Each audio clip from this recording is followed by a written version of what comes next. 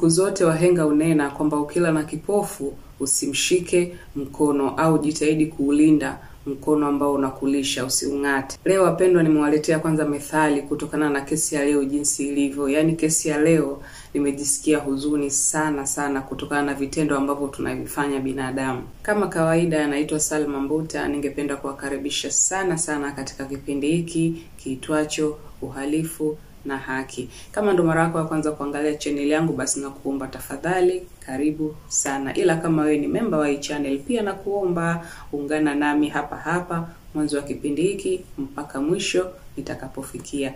Ningependa tukutoa angalizo kama kawaida. Dhumuni ya kutengeneza kipindi hiki ni kwa ajili ya kuwasaidia watu tofauti walopata matatizo ya kiuhalifu sehemu mbalimbali. Na kuwa nazichukua kesi zao na zileta hapa ili kuhakikisha wale ambao hawajapata haki zao ili waweze kupata haki zao. Hata kwa upande mwingine pia wale ambao wameshapata haki zao, basi ni vizuri tukizungumzia kesi zao hizo, na imani watakuwa wanapata faraja au watakuwa wanapata ukaribu wa namna moja ama nyingine. Ila ningependa tu kuwasisitiza kwamba mnapoangalia channel yangu, naombeni pia msikose kucomment hapo chini, like video zangu, share video zangu ili niweze kufikia malengo. Kesi yetu ya leo ni ya mwanababa ambaye alikuwa anaitwa Thomas Brushad.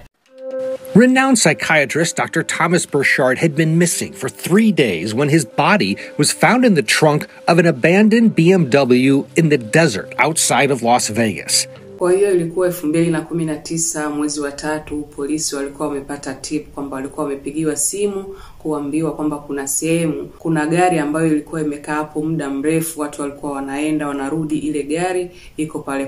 Kwa hiyo polisi walipopigiwa simu, walipofika pale, ila polisi walipolikaribia lile gari wakakuta kuna harufu mbaya sana kwenye yale maeneo. Na ndio hivyo, bila kupoteza muda, polisi katika uchunguzi wa hapa na pale wakafungua buti la lile gari. Kwa hiyo polisi walipofungua tu buti, kitu ambacho walikikuta pale, kuna polisi wengine kwamba walikuwa wamesema toka waanze kazi lile tukio ndio ilikuwa mara yao ya kwanza kuliona jinsi gani ambavyo lilikuwa tukio la kikatili. On March 7th, Las Vegas police responded to a tip about an abandoned blue Mercedes-Benz found in the desert outside Las Vegas. When they arrived, they quickly discovered the 71-year-old doctor's body in the trunk of the car. There was blood all over the back seat. Detectives later determined that Kelsey Nicole Turner owns the car. A police warrant shows the doctor died from blunt force trauma to the head. Kwa hiyo mida hiyo polisi bila kupoteza muda wakawa wamewapigia polisi wale wa upelelezi. Walipofika pale, polisi wakawa wameangalia, wamekusanya ushahidi wa hapa na pale, na ndio hivyo kesi ya mauaji ikawa imeanzia pale. Kwa hiyo katika baadhi ya vitu walivyovikuta pale katika ile sehemu ya tukio, kulikuwepo na vitambulisho vya yule baba ambaye walikuwa wamemkuta pale. Kwa hiyo kwa upande wa polisi, nahisi ilikuwa rahisi sana kumtambua yule mtu ni nani na pale alikuwa amefikaje. Na ikumbuke kwamba lile gari ambalo lilikuwa limekutwa pale lilikuwa ni la mwanadada, na huyo mwanadada alikuwa anaitwa Kelsey Turner. Kesi alikuwa ni msichana ambaye kwanza alikuwa na watoto wake wawili, lakini alikuwa amejikita sana kwenye upande wa mitandao. Na ndo kama unavyojua tena mamodo kwenye Instagram, hakuna kazi ambayo wanaifanya. Wao kila siku ni kusubiria tu labda gigi za hapa na pale kutokea, ndo hapo waweze kuingiza kipato. Kwa hiyo kwa wakati mwingine inaweza ikawachukua muda mrefu mpaka kuja kupata hizo gigi. Na ndo kama unavyojua tena, wakipata gig leo unaweza kakaa watu, baada ya muda ndo wanakuja kupata fursa nyingine. Kwa hiyo kama mtu huna kazi yoyote ambayo inaweza kukuingizia kipato, muda mwingine ndo wengi wanakuwa wanajiingiza kwenye haya mambo sasa hivi ambayo yanaendelea kwenye mitandao. Wengine wanajiuza, wengine ndo hivyo wanategemea sugar daddy kwa ajili ya kuendesha maisha yao. Judy says Kelsey was extorting money from Dr. Brushad. About $300,000 that I know about, and possibly more. Kwa hiyo ndo hivyo kesi, na yeye kwa upande wake ndo hivyo alikuwa anategemea, ndo kama hivyo akae apate gigi, na asipopata ndo hivyo anategemea mashuga daddy ndo aweze kumuingizia kipato katika maisha yake ya kawaida. Kwa hiyo mpaka hapo nahisi utakuwa umepata idea kwamba Thomas alikuwa ni dokta ambaye alikuwa anawasaidia sana watoto, na pia alikuwa anawasaidia watu ambao wako kwenye mazingira magumu. Kwa hiyo watu wengine kutokana na upole wa yule baba, ndo kama hivyo akina Kelsey walikuwa wameteke advantage kwa yule baba. Kwa hiyo kipindi hiko ambacho Casey alikuwa amekutana na Thomas, mawasiliano yao ya mwanzo yalianza ndo kama hivyo kumsaidia tu, kwa sababu naendo alikuwa na struggle sana na watoto wake. Kwa hiyo hapo ni vigumu kukubali kwamba Casey alikuwa anatoka kimapenzi na Thomas. Lakini marafiki zake Thomas wengi walikuwa wanathibitisha hilo kwamba Casey na Thomas walikuwa kwenye mahusiano. BRUSHAD had a history of helping others and engaging with young, attractive girls he met online like Kelsey. That's according to his friend, who did not want to be identified when he was interviewed by KSBW. These women were just like an escape for him to have somewhere to go. He told me he met Kelsey on the website and met up with her, and they talked and they went and had dinner a few times. Dr. BRUSHAD's friend says the psychiatrist started spending time and money on Kelsey, even renting this condo in Salinas, California for Kelsey and her mother to live along with Kelsey's child. Even after Dr. BRUSHAD stopped paying the rent and Kelsey moved to Vegas, the two did keep in contact, and shortly before the murder, Kelsey reached out to the doctor, according to his friend. He says, seems that Kelsey's having some trouble with her boyfriend out there in Vegas. He's hitting her, he's abusing her, and she has no money, nowhere to go, and I feel partly responsible for this. Court documents show that Kelsey Turner was in fact reported as the victim in a domestic violence case less than a month before the doctor's murder. Kila siku zilivyokuwa zinazidi kusonga kwa upande wa kesi, kama kidogo alikuwa anajiweka mbali. Alikuwa akipewa hela anaenda anatumia, inapoisha ndo anamtafuta Thomas, anachukua pesa zingine. Kwa hiyo katika kipindi hiko chote unajua kuna mtu kama hivyo. Thomas alikuwa ni mtu mashuhuri, mtu mkubwa ambaye anasaidia watu wengi. Kuna watu wa karibu ambao walikuwa wanampenda, na ndio hivyo walikuwa wanamwambia kwamba haya mahusiano kama hayako sawa. Lakini ndio hivyo Thomas alikuwa anasubiri muda sahihi kwa ajili ya kumwambia yule dada, kwa sababu haiwezekani kila siku yeye awe mtu wa kutoa pesa tu. Na siku zote Thomas alikuwa na ile idea kwamba anamsaidia mtu ili aweze kukaa vizuri na baadaye aweze kusimama mwenyewe. Sasa akitokea huko mtu aje pale ndo kila siku awe anaomba hela tu. Kwa upande mwingine wale watu wa karibu wa Thomas lazima washtuke kwamba hapa kuna kitu ambacho hakiko sawa. Kwa hiyo kwa wakati huo walikuwa wamekaa karibu na yule Thomas, wakawa wamemshtua. He really cared about all of his patients and about everybody that he came in contact with. He really truly cared and wanted the best for them. Na kipindi chote iko kesi alikuwa na mtu ambaye alikuwa anatoka naye kimapenzi. Unajua Thomas alikuwa amemfanya kama sugar daddy tu. Kwa hiyo kulikuwa kuna mtu pembeni ambaye walikuwa kwenye mahusiano. Kwa hiyo yule mtu alivyohamia kule Las Vegas ndo akawa wameenda kukaa nyumba moja. Lakini hiyo nyumba cha ajabu alikuwa amelipia nyumba, alikuwa amelipia gari, alikuwa amelipia bills zote ni Thomas. Yule boyfriend alikuwa pale yupo kwa ajili tu hivyo tena ya kushow off. Kwa hiyo kesi baada ya kuhamia Las Vegas kule akawa ameendelea na maisha yake, lakini ndio hivyo source income kubwa ilikuwa inatoka kule kwa Thomas. Kwa hiyo kesi alikuwa anapiga kule simu kwa Thomas, alikuwa anamuomba hela, anamtumia huku, ndio hivyo anafanya matumizi, anakaa baada ya miezi 3-4 anampigia tena. Ndio hivyo yule baba alikuwa maskini ya Mungu, alikuwa anajisikia huruma sana kutokana na kesi. Mdogo alikuwa anamuona kama mtoto wake. Kwa upande mwingine pia kesi alikuwa na watoto ambao walikuwa wanamtegemea. Kwa hiyo Thomas alikuwa anajiona kama yeye ndo mwajibikaji wa ile familia. Kwa hiyo siku zilivosonga hapo naweza nikasema ule useme kwamba ukila na kipofu usimshike mkono ndo ukaanza kuleta maana, kwa sababu ilifika hatua yule Thomas alikuwa amechoka kabisa na uongo wa yule dada. Kwa hiyo kesi ilifika kipindi anampigia simu mara mwambie kuna hiki kimetokea, mara mwanangu anaumwa, mara hivi. Uongo ulikuwa mwingi sana ili kujipatia kipato kwa Thomas.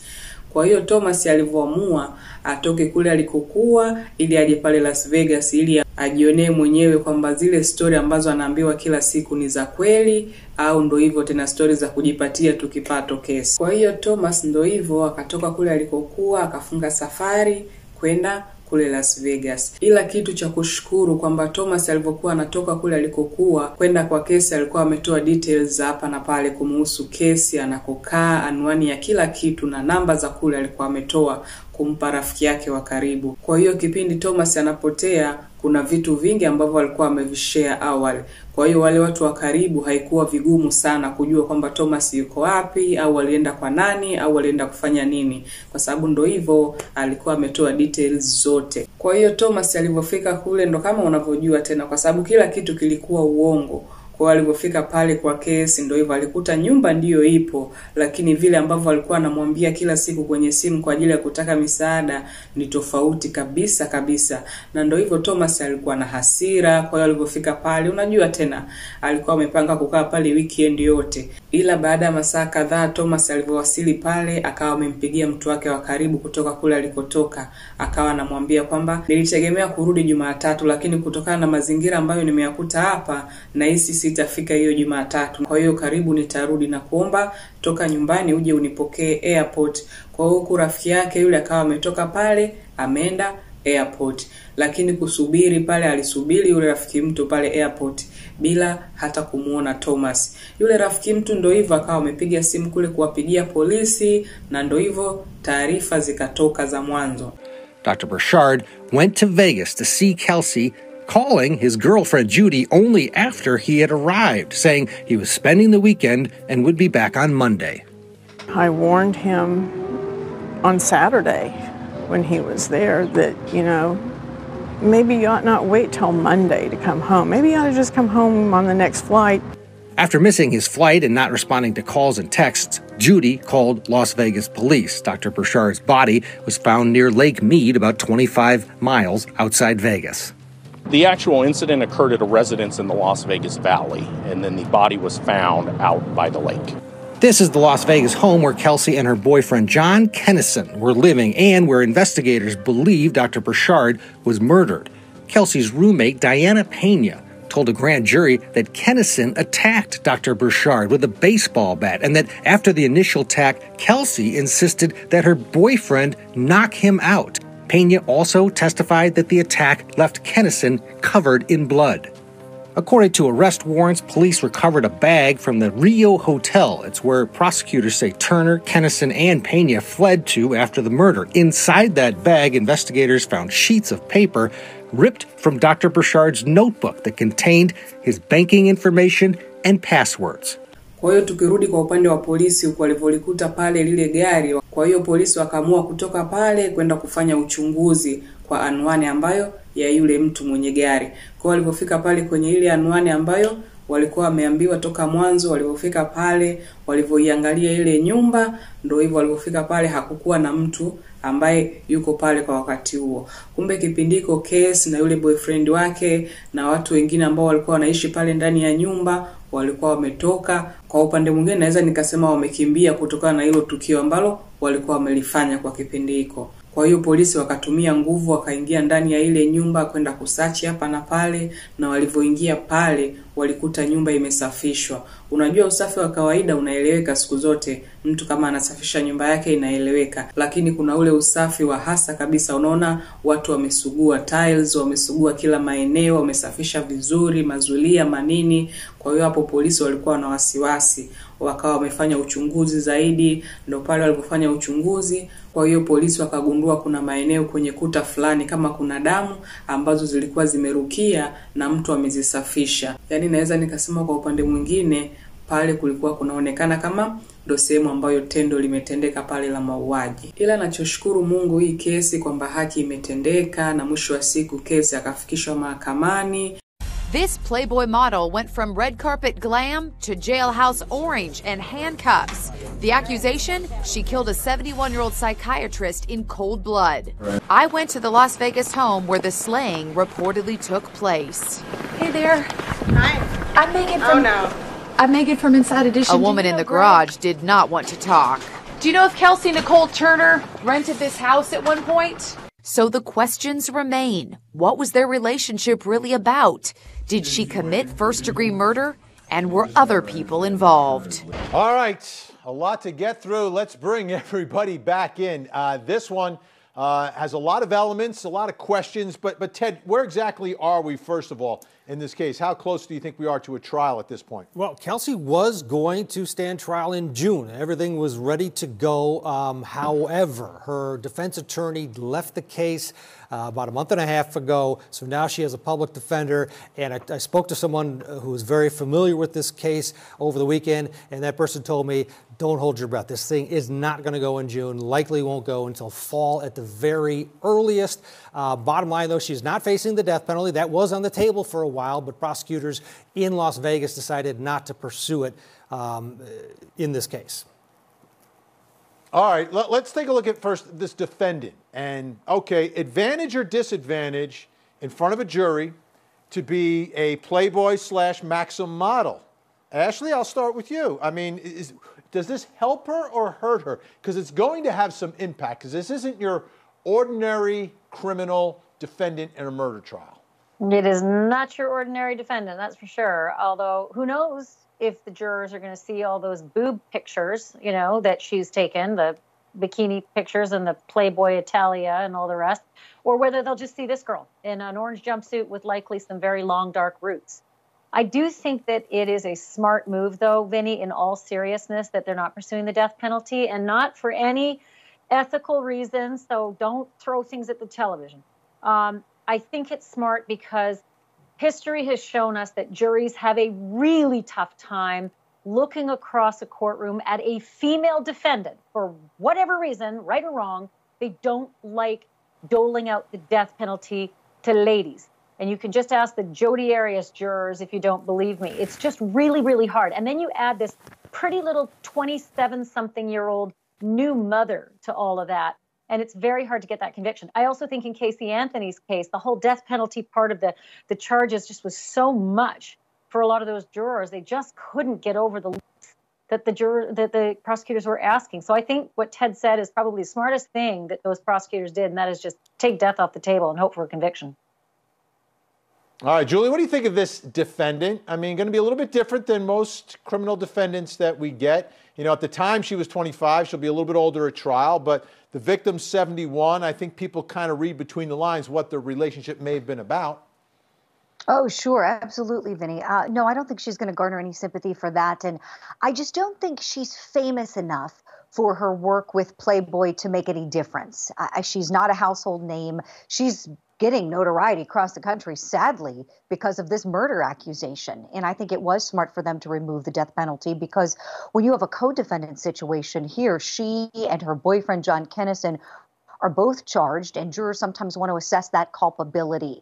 And, well, was one of the actors far worse than the other? And so it can be somewhat hard. They may try to split the baby in that way. So this way, hey, a life in prison can be a terrible, terrible, and something, it is a far worse punishment than death, depending on who you ask. So, yeah, I don't think she's going to garner a lot of sympathy, and she's going to get the fame more so from this case, sadly, than from her modeling work.